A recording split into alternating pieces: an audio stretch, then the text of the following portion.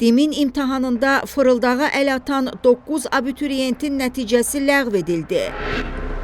Qəbul imtahanlarında qanunsuz texniki vasitələrdən istifadə halları ilə bağlı cinayət işi üzrə məhkəmə istintaqı davam edir. İttiham aktına əsasən təqsirləndirilən şəxslər Babayev İslam Elşanoğlu, Məmmədov Ayxan İlhamoğlu və Məmmədov Murad Mahiroğlu ilə birlikdə hazırlıq kurslarına gələn və ya tanışı olan abituriyentlərə müxtəlif məbləğdə pul vəsaiti qarşılığında imtahanda yüksək bal toplayacaqlarını bildirərək onlara gizli qaydada informasiya alınması üçün nəzərdə tutulmuş texniki vasitələrin istifadə qaydalarını izah eləmiş, imtahan günü xüsusi ayaqqabıların içərisinə sözü gedən alətləri yerləşdirərək binaya daxil olan abituriyentlərə sualların cavablandırılmasında köməklik göstərə biləcəklərini qeyd ediblər. İstintaqın gedişi zamanı bu iş üzrə kömək edilməsi nəzərdə tutulan abituriyentlər şahid qismində ifadə verərək öz əməllərini etiraf ediblər. Qeyd olunub ki, 11 abituriyentdən 9-unun imtahan nəticəsi ləğv edilib və onlar ixtisas seçiminə buraxılmayıb. İş üzrə şahid qismində adı hallanan digər 2 abituriyent isə